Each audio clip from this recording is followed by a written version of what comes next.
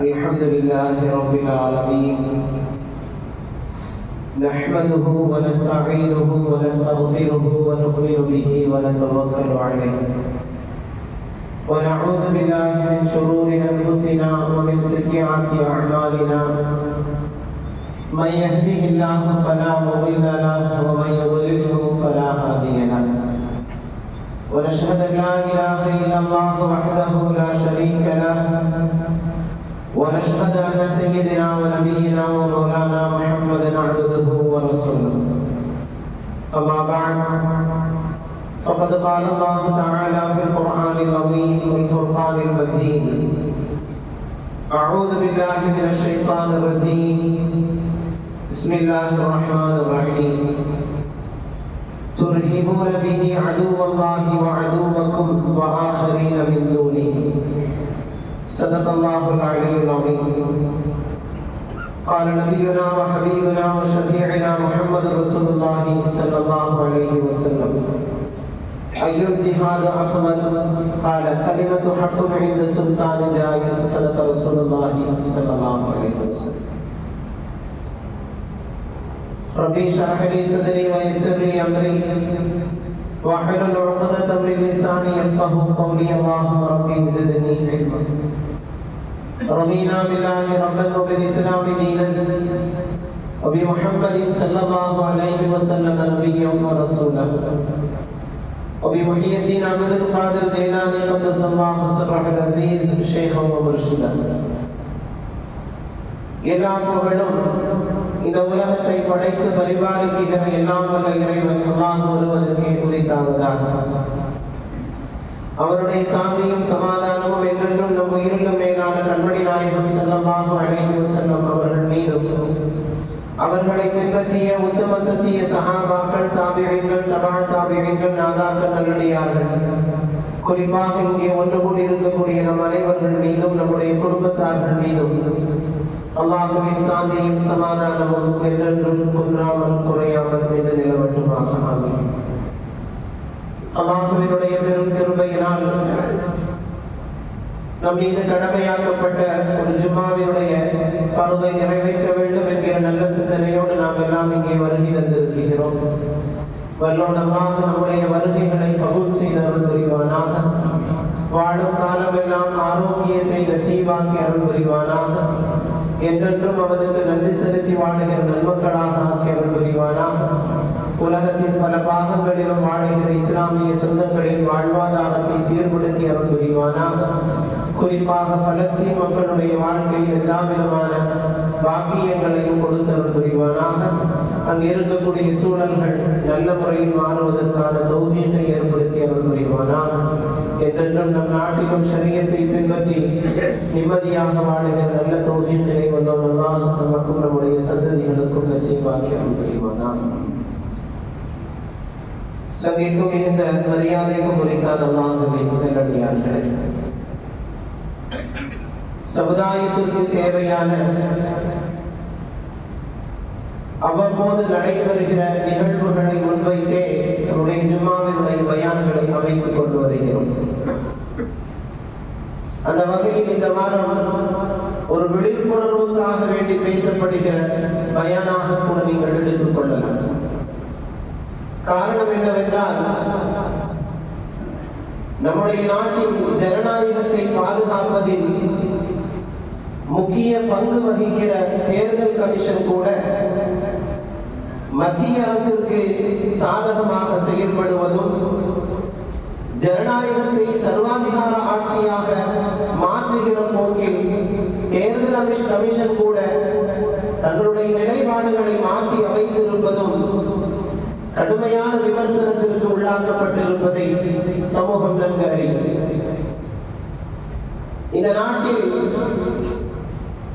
SIR என்கிற ஒரு கணக்கெடுப்பை கடந்த வாரம் தேர்தல் கமிஷன் அறிவித்திருக்கிறது. இதன் வழியாக மக்களுடைய இருப்பிடத்தை மக்கள் வாழுகிற பகுதிகளில் அவரவர்களுடைய வீடுகளுக்கு சென்று அவர்களுடைய வாக்குரிமைகளை உறுதி செய்வது அதற்கான பட்டியலை தயார் செய்வது. மிக குறிப்பாக இதனுடைய நோக்கம், மரணித்தவர்கள் வாக்காளர் பட்டியலில் இருக்கின்றார்கள் என்றால் அதை நீக்குவது என்பது தொடர்பாக எல்லாம் ஒரு அறிக்கையை சமர்ப்பித்திருக்கிறார். இது தொடர்பான பல்வேறு விமர்சனங்கள் ஊடகங்கள் வழியாக வந்து கொண்டே இருப்பதை நாம் எல்லோரும் அறிகிறோம். இவ்வளவு அவசரமாக இந்த நடைமுறைப்படுத்துவதற்கு இவர்கள் முன்னெடுக்கக்கூடிய காரணங்கள் என்ன, ஏன் இவ்வளவு அவசரப்படுகிறார்கள் என்பது குறித்தெல்லாம் விமர்சனங்கள் முன்வைக்கப்படுகிறது.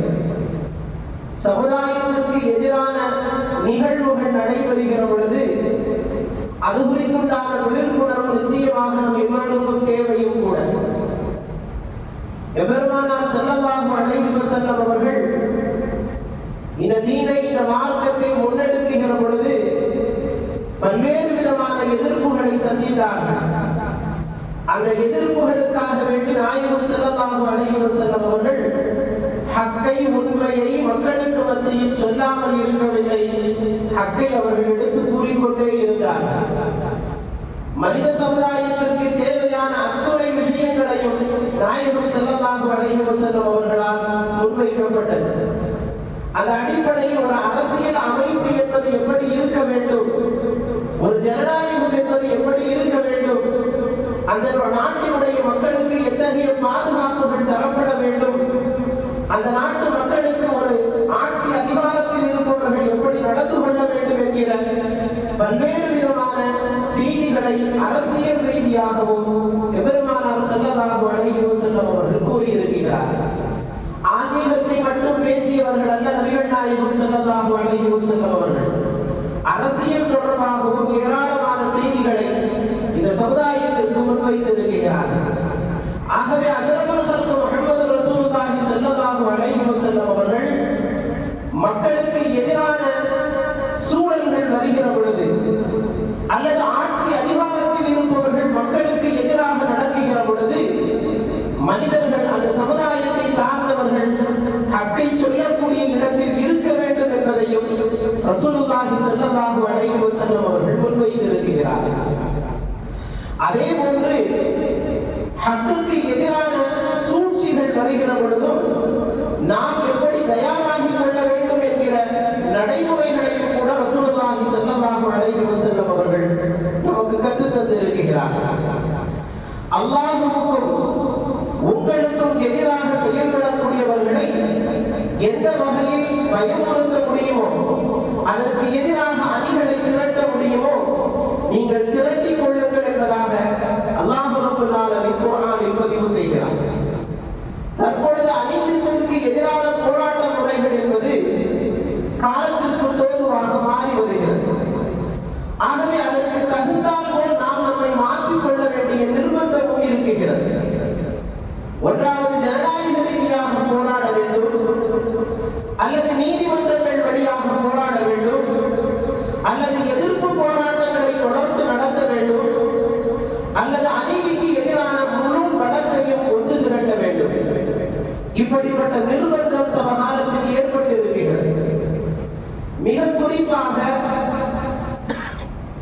இந்த ஆட்சி அதிகாரத்தின் கீழ் இருக்கக்கூடிய மக்கள் ஒடுக்கப்படுவது மிக அதிகமாக சிறுபான்மையினர்கள். எல்லோருக்கும் அது தெரியும். அதிலும் மிக முக்கியமாக இஸ்லாமியர்களுடைய நிலைப்பாடு என்பது தொடர்ந்து பல்வேறு விதமான நெருக்கடிகளுக்குள்ளாக்கப்பட்டு தொடர்ந்து வருவதையும் நாம் அறிகிறோம். இப்படிப்பட்ட சூழல்கள் வருகிற பொழுதெல்லாம் நாம் நம்மை தயார்படுத்திக் கொள்ள வேண்டிய நிர்பந்த மார்க்கம் நமக்கு முன்வைக்கிறது அல்லவா? ஹக்குக்கு எதிராக போராடுவதை விட மிகப்பெரிய ஜிஹாத் இந்த மண்ணில் எதுவும் இல்லை என்பதாக அஷ்ரஃபுல் ஹல்க் முஹம்மது ரசூலுல்லாஹி ஸல்லல்லாஹு அலைஹி வஸல்லம் அவர்கள் கூறினார். அதனால்தான் ஒரு என்ஆர்சி போன்ற பிரச்சனைகள் வருகிற பொழுது நாம் எல்லோரும் அணிதிரண்டு ஒன்று திரண்டு பல நாட்களாக போராட்ட களத்தில் நின்றோம். ஆனால் சத்தம் இல்லாமல் வாக்கெடுக்கிற அந்த உரிமையை கூட, வாக்கு போடுகிற உரிமையை கூட பறிக்கிற ஒரு சூழலை உருவாக்குவதற்கான ஒரு கணக்கெடுப்பை முன்வைத்திருக்கிறார்கள் என்பதை வெளிப்படையாகவே எல்லா அரசியல் தலைமுறையினரும் பேசுகிறார்கள். தமிழ்நாட்டில் இதற்கு எதிர்ப்பான பல்வேறு சூழல்கள் உருவாகி இருந்தாலும் நம்மை தயார்படுத்திக் கொள்ள வேண்டிய நிர்பந்தத்தில் இருக்கிறோம். நவம்பர் 4ஆம் தேதியிலிருந்து வீடு வீடாக கணக்கெடுப்புகள் தொடங்குகிறது. இந்த கணக்கெடுப்பில் அவர்கள் கேட்கிற ஆதாரங்களை நாம் வைத்தாக வேண்டும். அவர்கள் குறிப்பிட்டிருக்கக்கூடிய ஒரு 11 அடையாளங்கள் நம்மிடத்தில் இருக்கிறதா, அதில் ஏதாவது ஒன்று சரியாக அமைந்திருக்கின்றதா என்பதை அவர்கள் எதிர்பார்ப்பார்கள். ஆனால் இங்கே ஒரு மிக முக்கியமாக கவனிக்கத்தக்க செய்தி என்னவென்று சொன்னால், இந்த நாட்டிலே எல்லா விஷயத்திற்கும் அடிப்படையாக வைக்கப்படுகிற ஆதாரங்கள் அத்தனையும் இங்கே சமர்ப்பிக்கப்படுவதற்கான அனுமதி இல்லை.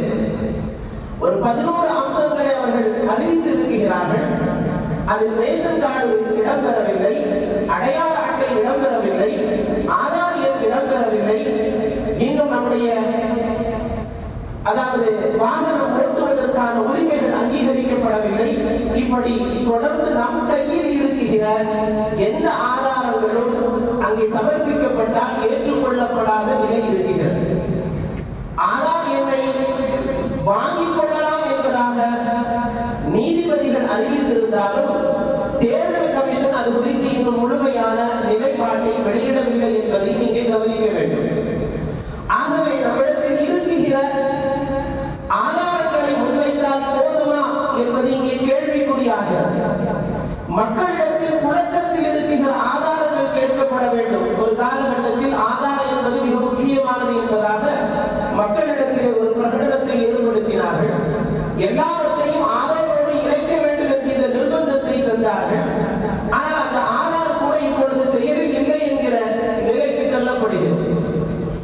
ஆகவே மக்களை எப்படி நெருக்கடிக்குள் ஆக்கப்பட்டு அவர்களுடைய உரிமைகளை பறிக்க முடியும் என்பதை யோசிக்கிறார்கள். சமீபத்தில் பீகாரில் நடந்த சூழல்கள் எல்லாம் நமக்கு தெரியும். கிட்டத்தட்ட 6 லட்சம் பேர்களுக்கு மேற்பட்டவர்கள் தங்களுடைய ஓட்டுரிமைகளை இழந்திருக்கிறார்கள். அதில் மிக முக்கியமாக இதுபோன்றான அடையாளங்களை எல்லாம் அவர்கள் வாங்கவில்லை என்பதும், அதே போன்று மரணித்தவர்கள் ஹயாத்தாக இருப்பதாக பதிவு செய்திருப்பதும், ஹயாத்தாக இருக்கக்கூடிய பலர்களும் மரணித்து விட்டார்கள் என்ற சூழலை உருவாக்கி வைத்திருப்பது மிக முக்கியமாக கவனிக்கத்தக்கது. கோர்ட்டிலே ஒரு 63 பேர்களை மரணித்துவிட்ட நபர்கள் இவர்கள் என்பதாக அறிவிக்கப்பட்ட நபர்கள் சமர்ப்பிக்கப்பட்டிருக்கிறார்கள். இவர்கள் எல்லாம் ஹயாத்தோடு இருக்கிறார்கள் என்பதால். ஆகவே இந்த தேர்தல் கமிஷனுடைய நிலைப்பாடுகள் ஒன்றுக்கும் பிறப்பின் முரணாக இருப்பதையும், மக்களுக்கு பல்வேறு விதமான நெருக்கடிகளை தரக்கூடிய சூழல்களை உருவாக்கி வருவதையும் தொடர்ந்து நாம் பார்த்து வருகிறோம். இது விஷயத்தில் நாம் மிகுந்த கவனம் செலுத்த வேண்டும் என்ற காரணத்திற்காக வேண்டித்தான் உங்களுக்கு இந்த வார ஜும்மாவில் அது குறித்துண்டான ஒரு சில செய்திகளை சிந்தனைக்கு தருகிறேன். சங்கைக்குரியவர்களை, நாம் வாழும் நாடு ஒரு ஜனநாயக நாடு. அந்த நாட்டில் நாம் வாழ்வதற்கான முழு அங்கீகாரத்தை பெறுவதற்கு ஆதாரம் தேவைப்படுகிற ஒரு சூழல் இந்த இந்திய மண்ணில் ஏற்பட்டு இருக்கின்றது என்றால் அது எவ்வளவு பெரிய ஆபத்தானது என்பதை நாம் இங்கே யோசிக்க வேண்டும். அவர்கள் ஆளுகிற ஆட்சியை தக்க வைத்துக் கொள்வதற்கு எதிராக யாருடைய ஓட்டுகள் இருக்குமோ அவர்கள் ஓட்டு போடுவதற்கு அனுமதிக்க கூடாது என்பதுதான் முதல் நிபந்தனை. அவர்களுடைய ஆட்சி அதிகாரத்தை அவர்கள் தக்க வைத்துக் கொள்ள வேண்டுமானால் அவர்களுக்கு எதிராக ஓட்டு போடுபவர்களுடைய உரிமைகளை பறிக்க வேண்டும். அதற்கு அவர்கள் பகடக்காயாக பயன்படுத்துவது தேர்தல் கமிஷனை. அவர்களும் அதற்கு உட்படுத்தி இருக்கிறார்கள் என்பதை இங்கே கவனிக்கத்தக்கது.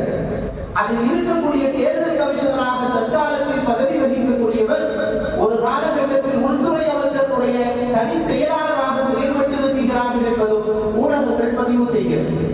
ஆகவே இந்த நாட்டினுடைய நிலைப்பாடுகள் எதை நோக்கி பயணிக்கிறது என்பதை இஸ்லாமிய சமூகம் நன்கு சிந்திக்க வேண்டும், உணர வேண்டும் என்கிற நிலை நம்ம தள்ளப்பட்டிருக்கிறது. ஆகவே நம்முடைய ஆதாரங்களை, அவர்கள் கேட்கிற ஆதாரங்களை அவர்கள் வருவதற்கு முன்பாகவே தயார் செய்ய வேண்டிய நிர்பந்தம் நமக்கு முன்பாக இருக்கிறது. அதே போன்று இந்த மண்ணில் நாம் ஆளுகிற, நம்மை ஆளுகிற மக்கள் நம்மை எப்படி ஒடுக்கலாம் என்கிற சிந்தனைகளை வளர்த்துக் கொண்டிருக்கக்கூடிய ஒரு சூழல்கள். ஆகவே இந்த சூழலுக்கு எதிராக எப்படி செயல்பட முடியும் என்பதை யோசிக்க வேண்டும் தவிர அது ஜனநாயக முறைப்படியும் அமைந்திருக்க வேண்டுமே தவிர பிரச்சனைகளை வேறு விதமாக பேசி திருப்பக்கூடிய சூழல்களும் சமுதாயத்தில் உருவாகிவிடக் கூடாது. பிரச்சனை ஒன்று நான் ஆரம்பத்திலேயே சொன்னேன். ஆளும் அரசாங்கத்திற்கு எதிராக யாரெல்லாம் ஓட்டு போடுகிறார்கள் அவர்களுடைய ஓட்டுரிமையை பதிவதனுடைய முதல் தகவல். இரண்டாவது பிரச்சனை இங்கே கவனிக்கத்தக்கது என்னவென்றால், வெளிமாநிலத்தை சார்ந்த ஏராளமான நபர்கள் தமிழ்நாட்டில் இப்பொழுது வசிக்கிறார்கள். ஆகவே இவர்களுக்கெல்லாம் ஓட்டுரிமை வழங்குவதும் அவர்களுக்கு சாதகமாக ஓட்டு போடுகிற நிலையை வடமாநிலத்தை சார்ந்தவர்களுக்கு கொடுக்குகிற ஒரு சூழலும் இந்த மண்ணில் இருக்கக்கூடியவர்களுடைய ஓட்டுரிமைகளை பறிக்கப்படுவதற்குமான நிலைக்கு நாம் தள்ளப்படுகிற ஒரு சூழலை உருவாக்குவதற்கான கணக்கெடுப்பு என்பதையும் இங்கே கவனிக்க வேண்டும். அதே போன்று மூன்றாவதாக, இந்தியர்கள் என்று நாம் நிரூபிப்பதற்கு நமக்கு வழங்கப்பட்டிருக்கக்கூடிய அடையாள அட்டைகளையே இங்கு உபகாரம் இல்லாமல் போகிறது என்பதையும் இங்கே நாம் கவனிக்க வேண்டும். ஆகவே அவர்கள் கேட்டு இருக்கிற 11 அம்சங்கள் கொண்ட அந்த செய்தித்தாள்கள் எல்லாம், அந்த விஷயங்கள் எல்லாம் நம்மிடத்தில் இருக்கிறதா என்பதையும் நாம் உறுதி செய்ய வேண்டும். இது வாட்ஸ்அப் தளங்களில் ஏராளமாக அவர்கள் என்னென்ன கேட்பார்கள் என்பது தொடர்பான செய்திகள் அத்தனையுமே பதிவிடப்பட்டிருக்கிறது. ஆகவே அது என்னென்ன தேவை என்பதை நாம் முன்கூட்டியே தயார் செய்து வைக்க வேண்டிய நிர்பந்தம் நமக்கு இருக்கிறது. கண்மணி நாயகம் ஸல்லல்லாஹு அலைஹி வஸல்லம் அவர்கள் அநீதமாக செயல்படக்கூடியவர்களுடைய நிலை இந்த மண்ணில் என்னாகும் என்பது நமக்கு அறிவித்திருந்தாலும் கூட, அவர்களுக்கு எதிராக நாம் போராடுகிற பொழுது நாம் எப்படி நம்மை பாதுகாத்துக் கொள்ள வேண்டும் என்கிற அம்சங்களையும் ரசூலுல்லாஹி ஸல்லல்லாஹு அலைஹி வஸல்லம் அவர்கள் நமக்கு சொல்லி தந்திருக்கிறார். ஆகவே தேர்தல் கமிஷன் ஒரு நடைமுறையை நடைமுறைப்படுத்துவதற்கு வருகிறதற்கு ஒரு அவசரமான ஒரு காலத்தை பயன்படுத்துகிறார். ஒரு குறிப்பிட்ட கால அளவை கொடுக்காமல் நிர்பந்தமான ஒரு சூழலை வகுத்து வைத்துக் கொண்டு இந்த குறிப்பிட்ட நாட்களுக்குள் இதுவெல்லாம் சமர்ப்பிக்கப்பட வேண்டும் என்பது அவர்களுடைய அறிக்கையில் தரப்படுகிறது. அது மட்டுமல்லாமல் அவர்கள் குறிப்பிட்டிருக்கக்கூடிய இந்த குறுகிய நாட்களுக்குள் 4 முறை ஒவ்வொரு வீடுகளுக்கும் அவர்கள் வருவார்கள் என்பதாக பதிவு செய்கிறார்கள். இதெல்லாம் சாத்தியத்திற்கு உட்படுமா என்பது மிகப்பெரிய கேள்விக்குறியாகும். ஆகவே ஒரு தடவை வருவார்கள், இல்லை என்று சொன்னால் அந்த வீட்டில் இல்லை என்பதாக எழுதிக் கொள்வார்கள். நம்முடைய வீடுகளில் நாம் வசிக்கிற அந்த இல்லத்தில் நம்முடைய ஆதாரங்களோடு சமர்ப்பிக்கப்பட்டிருக்கக்கூடிய அடிப்படை அம்சங்களோடு நாம் அந்த வீடுகளில் இருந்தால் மட்டும்தான் நம்முடைய உரிமைகள் பாதுகாக்கப்படும் என்கிற நிலையும் இருக்கிறது. ஆகவே இந்த விஷயத்தில் சமுதாயம் மிகுந்த அக்கறையும் கவனமும் செலுத்த வேண்டும். இல்லை என்று சொன்னால் நம்முடைய ஓட்டுரிமைகளை நமக்கு இல்லாமல் போய்விடும் என்கிற நிலை இருக்கிறது. 2004 இருந்து பழைய வாக்கெடுப்புகளுடைய கணக்கெடுப்பில் நம்முடைய பெயர்கள் பதிவிட்டு இருந்தால் நாம் கொஞ்சம் தப்பித்துக் கொள்வோம். ஆனால் அதில் இல்லை என்று சொன்னால் மிகப்பெரிய நெருக்கடிகள் வரும் என்பதை சமூக ஆர்வலர்கள் பதிவு செய்கிறார்கள். ஆகவே இதுதான விஷயத்தில் நாம் மிகுந்த கவனத்தை எடுக்க வேண்டும். கண்மணி நாயகம் ஸல்லல்லாஹு அலைஹி வஸல்லம் அவர்கள் இந்த சமுதாயத்தை போராடுகிற ஒரு நிலை வருகிற பொழுதெல்லாம் போராடுவதற்கும் நாயகம் ஸல்லல்லாஹு அலைஹி வஸல்லம் அவர்கள் பழக்கப்படுத்தி இருக்கிறார்கள். அடிமைகளாக எங்கும் வாழ்வதற்கு இந்த மார்க்கம் சொல்லவில்லை. யாருக்கும் அடிமைப்பட்டு கிடக்க வேண்டும் என்பதை இந்த மார்க்கம் வலியுறுத்தவில்லை. ரசூலுல்லாஹி ஸல்லல்லாஹு அலைஹி வஸல்லம் அவர்களுடைய வருகைக்கு முன்பாக அடிமைகள் என்கிற அம்சங்கள் இருந்தது. ஆனால் ரசூலுல்லாஹி ஸல்லல்லாஹு அலைஹி வஸல்லம் அவர்கள் அந்த நிலைப்பாட்டை மாற்றியவர்கள். ரசூலுல்லாஹி ஸல்லல்லாஹு அலைஹி வஸல்லம் அவர்கள் எல்லோரும் இந்த மண்ணில் வாழ்வதற்கான தகுதியுடையவர்கள் என்பதை இந்த சமுதாயத்தில் பிரகடனப்படுத்தியவர்கள், அதை நடைமுறைப்படுத்தியவர்கள், அதை செயல்படுத்தி காட்டியவர்கள். யாருக்கும் அடிமையாக வாழ வேண்டிய நிலை இல்லை என்பதை இந்த சமுதாயத்திற்கு உறக்க சொன்னவர்கள். ஆனால் சில காலங்களாக இந்த மண்ணில் ஒரு சிலர்களை அடிமைப்படுத்த நினைக்கிற ஒரு அரசாங்கத்திற்கு கீழ் தான் நாம் வாழ்ந்து கொண்டிருக்கிறோம் என்பதை நாம் இங்கே கவனிக்க வேண்டும். ஒரு சர்வாதிகாரத்தை நோக்கி நகர்கிறது நம்முடைய நாட்டினுடைய நிலைப்பாடு. இல்லை, அதுவெல்லாம் சாத்தியமில்லை என்பதாக நாம் பேசிக் கொள்கிறோம். ஆனால் எதுவெல்லாம் சாத்தியமில்லை என்பதாக நாம் பேசுகிறோமோ அது அத்தனையும் நடைமுறைப்படுத்தி அவர்கள் போய்கொண்டிருக்கிறார்கள் என்பதையும் நாம் இங்கே மறுப்பதற்கு இல்லை. ஆகவே அவர்கள் எதை முன்னோக்கி பயணிக்க வேண்டும் என்பதாக சில அஜெண்டாக்களை முன்வைத்தார்களோ அதன் வழியாக அவர்கள் பயணித்துக் கொண்டிருக்கிறார்கள். நாம் சாத்தியமில்லை என்பதாக பேசிக்கொண்டே இருக்கிறோம். ஆனால் நடைமுறைகள் மாறி வருகிறது. அதை நாம் கவனிக்க வேண்டும். ரஷ்யாவிலே ஏற்பட்ட மிகப்பெரிய வீழ்ச்சி என்னவென்று சொன்னால், சமுதாயத்திலே அந்த அன்றைய இஸ்லாமியர்கள் இதில் விழிப்புணர்வு இல்லாமல் போனதனுடைய விளைவுதான் ரஷ்யாவினுடைய மண்ணில் இஸ்லாமியர்கள் இல்லாமல் போனதற்கான சூழல்கள் உருவாகும். கம்யூனிஸ்டுடைய மிகப்பெரிய எதிர்ப்பறைகள் அன்றைய காலகட்டத்தில் ஏற்பட்டது.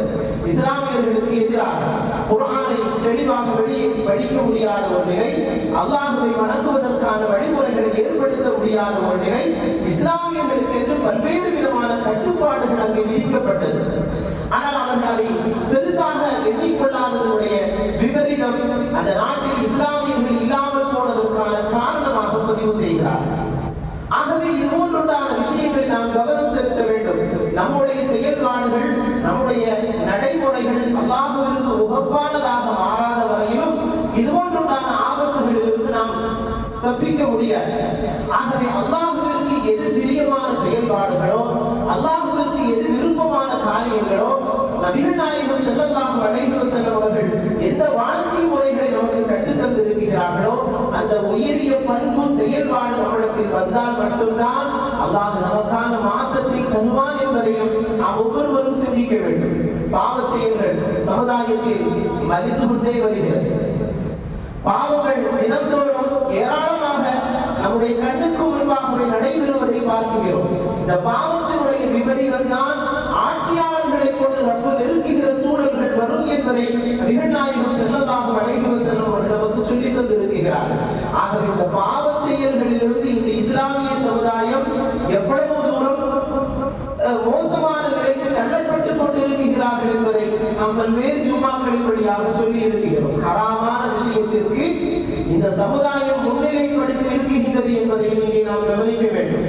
அல்லாஹ்வும் ரசூலும் வழிகாட்டிய மிக உயர்ந்த பாதைகளை விட்டுவிட்டு யார் யாரெல்லாமோ தங்களுடைய ரோல் மாடலாக எடுத்துக்கொண்டு வாழ்க்கையை சிதைத்துக் கொண்டு இருக்கக்கூடிய ஒரு சமுதாயம் நமக்கு பின்பாக உருவாகி வருகிறது. ஹராமான செயல்பாடுகள் நம்முடைய கண்ணுக்கு முன்பாகவே நடைபெறுகிறது. ஆனால் அது குறித்து கவலைப்படும் இடத்தில் கூட நாம் இல்லை. ரசூலுல்லாஹி ஸல்லல்லாஹு அலைஹி வஸல்லம் அவர்கள் ஏதாவது ஒரு வழியில் அதை தடுப்பதற்கு முயற்சி செய்கின்றார்கள். ஒரு தவறை காண்கிற பொழுது அது முடியவில்லை என்கின்ற நிலை வருகிற பொழுது மனதளவிலாவது அதை எதிர்க்கக்கூடிய இடத்தில் இந்த முஸ்லிம் சமுதாயம் இருக்க வேண்டும் என்பது நாயகத்தினுடைய வழிகாட்டுதல். ஆனால் நம் கண் முன்பாகவே எத்தனையோ ஹராம்கள் நடந்தாலும் கூட நாம் அதை கண்டுகொள்ளாமலேயே இருக்கிற நிலைதான் சமுதாயத்தில் இன்று இருக்கிறது. நமக்கு என்ன எது நடந்தால் நமக்கு என்ன, நம்முடைய தெருக்களிலேயே எத்தனையோ தவறான விஷயங்கள் நடந்தால் கூட நமக்கு என்ன என்றுதான் நாம் போய்கொண்டிருக்கிறோமே தவிர அதை மாற்றுவதற்கு என்ன வழி என்பதை நாம் யோசிக்க தவறுகிறோம். ஆகவே இது போன்றுண்டான நிலைப்பாட்டை நாம் மாற்றாத வரையிலும் அல்லாஹ் இந்த சமுதாயத்திற்கான மாற்றத்தை தரமாட்டான் என்பதையும் நாம் இங்கே கவனிக்க வேண்டும். நபிகள் நாயகம் ஸல்லல்லாஹு அலைஹி வஸல்லம் அவர்கள் இந்த மண்ணில் இந்த மார்க்கத்தை எத்தி வைக்கிற பொழுது ஏராளமான எதிரிகள் இருந்தார்கள். மூசா அலைஹிஸ்ஸலாம் அவர்களுக்கு ஃபிரௌன் என்கிற ஒரு எதிரி இருந்தார். இப்ராஹிம் அலைஹிஸ்ஸலாம் அவர்களுக்கு நம்ரூத் என்கிற ஒரு எதிரி இருந்தார். இப்படி ஒவ்வொரு நபிமார்களுக்கும் பல தரப்புகளிலிருந்து பல்வேறு எதிரிகள் உருவானார்கள். ஆனால் அதிலிருந்தெல்லாம் வெற்றியை கண்டார்கள் என்று சொன்னால் மார்க்கத்தினுடைய அடிப்படையில் வாழுகிற அம்சத்தை உருவாக்குகிற பொழுதுதான் கிடைக்கும். ஆனால் அவர்களுடைய நிலைகள் எப்படி போனது என்பதும் குர்ஆன் சொல்ல தவறவில்லை. அவர்களுடைய நிலைகள் அல்லாஹ் எப்படி ஆக்கினான் என்பது நமக்கு வரலாறுகள் இருக்கிறது. ஆனாலும் அந்த நிலை வருவதற்கு கடந்த கால சூழ்நிலைகள் எவ்வளவு கடுமையாக இருந்தது என்பதையும் குர்ஆன் நமக்கு முன்வைக்கிறது. ஆகவே அதுபோன்றுண்டான கஷ்டமான சூழல்களுக்கு நாம் தள்ளப்படாமல் இருக்க வேண்டுமானால் நாம் அல்லாஹ்விடத்திலே அதிகமாக நெருங்கக்கூடியவர்களாக இருக்க வேண்டும். பிரார்த்தனைகளின் வழியாக, விவாதத்துகளின் வழியாக, அமல்களின் வழியாக, ரப்புக்கு பிடித்தமான செயல்பாடுகளின் வழியாக அல்லாஹ்வை நெருங்குகிற பொழுதுதான் பேராபத்துகளிலிருந்து பாதுகாப்பையும் நாம் பெற முடியும். இந்த சமுதாயம் அதை மறக்குகிற பொழுது இது போன்றுண்டான நெருக்கடிகளும் ஆபத்துகளும் வரும் என்பதிலும் ஐயமில்லை. அல்லாஹ் ரப்பல் ஆலமீன் இந்த சமுதாயத்தை பாதுகாத்தவர் புரிவானாக. சங்கைக்குரியவர்களை, நெருங்கி வருகிற ஆபத்துகளை இன்னும் இந்த சமுதாயம் உணராமலேயே இருக்கிறது. இந்த சமுதாயம் இன்னும் அதை உணராமலேயே இருக்கிறது. அப்படி இருப்பதனுடைய விளைவுகள் எப்படிப்பட்ட சூழல்களை எல்லாம் உருவாக்கியது என்பதற்கான வரலாறுகள் நமக்கு முன்பாக இருக்கிறது. அதை நாம் மறந்துவிடக் கூடாது. ஆகவே அல்லாஹ்வும் அல்லாஹ்வின் ரசூலும் வழிகாட்டிய மிக முக்கியமான விஷயங்களை நாம் கருத்தில் கொள்ள வேண்டும், கவனத்தில் எடுக்க வேண்டும். இது குறித்துண்டான எல்லா வழிமுறைகளும் நிறைய சமூக வலைதளங்களின் வழியாக தரப்படுகிறது. அதுவெல்லாம் நிச்சயமாக நீங்கள் உணர்ந்திருப்பீர்கள், தெரிந்திருப்பீர்கள். ஆனாலும் நம்முடைய செயல்பாடுகளில் நாம் சரியான கவனத்தை செலுத்த வேண்டும். நபிகள் நாயகம் ஸல்லல்லாஹு அலைஹி வஸல்லம் அவர்கள் ஒரு ஹக்குக்கு எதிராக செயல்படுகிற அரசனாக இருந்தாலும் அவனுக்கு முன்பாக போராட வேண்டும் என்பதை நமக்கு கற்றுத் தந்திருக்கிறார். உன்னுடைய பொருளை இன்னொருவர் அபகரிக்க துடிப்பானையானால் அந்த அபகரிப்பிலிருந்து நீ பாதுகாப்பு தேடுவதற்கு என்னென்ன வழிகள் உண்டோ அதை நீ பெற வேண்டும் என்பதை நபிகள் நாயகம் ஸல்லல்லாஹு அலைஹி வஸல்லம் வலியுறுத்தி இருக்கிறார்கள். அல்லாஹ் பார்த்துக் கொள்வான், ரசூல் பார்த்துக் கொள்வார்கள் என்று யாரையும் ஒரு இடத்தில் அமர்வதற்கு மார்க்கம் வழிகாட்டவில்லை. அதை தாண்டி என்னென்ன செயல்முறைகளில் நாம் வெற்றி பெற முடியுமோ அந்த வழிவகைகளை தேட வேண்டும் என்பதை தான் மார்க்கம் சொல்கிறது. இந்த நாட்டில், இந்த மண்ணில் யாருக்கு எந்த அதிகாரமும் இல்லையோ, யாருக்கு எதை வழியாகவும் இந்த நாட்டினுடைய சுதந்திரத்திற்கு எந்த விதமான பங்களிப்பும் இல்லையோ அவன்தான் இப்பொழுது பேசிக் கொள்கிறான், நாங்கள் தான் இந்த சுதந்திரத்திற்காக பாடுபட்டோம் என்பதால். ஒரு காலகட்டத்தில் இவன் இருந்த இடம் தெரியாது, ஆனால் அவன் பாதையில் அவன் சரியாக பயணித்தான். 100 ஆண்டுக்குள் இந்த நாடு, இந்த மண் ஒரு இந்துத்துவ நாடாக மாற வேண்டும் என்பது அவர்களுடைய அஜெண்டாவினுடைய குறிப்பு. அதை அவர்கள் செயல்படுத்துவதற்கு என்னென்ன வழிகளில் முயற்சிக்க முடியுமோ அதை அவர்கள் தொடர்ந்து முயற்சிக்கிறார்கள். ஒரு நூற்றாண்டை தாண்டுகிற பொழுது அவர்களுடைய பேச்சும் அவர்களுடைய செயல்பாடுகளும் அவர்களுடைய அம்சங்களும் எப்படி மாறி இருக்கிறது என்பதை நாம் தொடர்ந்து கண்முன்னாக பார்த்து வருகிறோம். ஆகவே சாத்தியமில்லை என்பதை யாரும் பேசிக் கொள்ள வேண்டாம். முயற்சிக்கிறவன் அவருடைய முயற்சியில் வெற்றி பெறுவான் என்பது உலகத்தினுடைய இயல்பு. அந்த இயல்பை அவர்கள் சந்தித்துக் கொண்டிருக்கிறார்கள். நாம் இன்னும் நம்முடைய குடும்ப நிகழ்ச்சி, நம்முடைய சமுதாயத்தினுடைய வளர்ச்சிகளை மட்டுமே கருத்தில் கொள்ளாமல் வலைதளங்களின் வழியாக சண்டை போடுவதும், நமக்குள்ளேயே பல்வேறு பிரச்சனைகளை விவாதித்துக் கொள்வதும், நான் பெரியவர், நீ பெரியவர், நான் இருக்கும் அமைப்பு பெரியது என்கிற அந்த விவாதத்திலேயே தான் நாம் இன்னும் இருக்கிறோம். ஆனால் அவர்கள் முன்னோக்கி போய் கொண்டிருக்கிறார்கள் இந்த நாட்டில். ஆகவே அல்லாஹ்விடத்தில் அதிகமாக பிரார்த்தனை செய்ய வேண்டிய காலத்தில் வாழுகிறோம் என்பதையும் நாம் இங்கே கவனிக்க வேண்டும். அதே போன்று சமூக ஊடகங்கள் என்பது இன்றைய மிகப்பெரிய ஆயுதம். அதை சரியாக பயன்படுத்த வேண்டிய சமுதாயம் நாம். அதில் இன்னும் நாம் பின்தங்கிதான் இருக்கிறோம். ஆகவே இந்த சமுதாயத்தினுடைய வீழ்ச்சிக்கு காரணமாக இருக்கக்கூடிய செயல்பாடுகள் எது என்பதை ஆராய்ந்து சமுதாயத்தினுடைய வளர்ச்சிக்கு என்னென்ன வழிமுறைகளை செய்ய முடியுமோ அது அதிகமாக செய்ய நாம் கடமைப்பட்டிருக்கிறோம். ஒரு அரசாங்கம் ஒரு இடத்தை குறிவைத்து தாக்குவதற்கான வழிகளை தேடுகிறார்கள் என்று சொன்னால் அவர்களுக்கு எதிரான செயல்பாடுகளில் இப்பொழுது ஊடகம் என்பது மிக முக்கியமானது.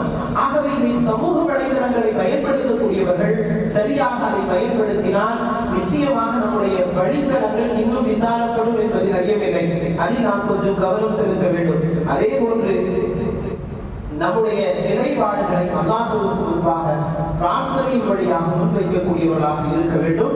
அதே போன்று என்னென்ன வழிகளில் இதற்கு மாற்று வழிகளை தேட முடியும் அந்த வழிமுறைகளை நாம் தயவு செய்ய வேண்டும். அதே போன்று நம்முடைய மஹல்லாக்களில் இதுபோன்றுண்டான கணக்கெடுப்பிற்காக வேண்டி வருகிற பொழுது அந்தந்த வார்டுடைய கவுன்சிலர்கள், இஸ்லாமிய கவுன்சிலர்கள் நம்முடைய மஹல்லாக்களில் இருக்கிறார்கள். அவர்களும் அதில் கொஞ்சம் கவனம் செலுத்தி அந்த விஷயத்தில் அவர்களும் கூடாகவே சென்று எந்தெந்த வீடுகளில் யார் யார் இருக்கிறார்கள் அவர்கள் அந்த வீட்டுக்காரர்கள் தான் இந்த மண்ணினுடையவர்கள் தான் என்பதை ஊர்ஜிதம் செய்யும் வழிவகைகளை அவர்களும் செய்து கொடுக்க வேண்டும்.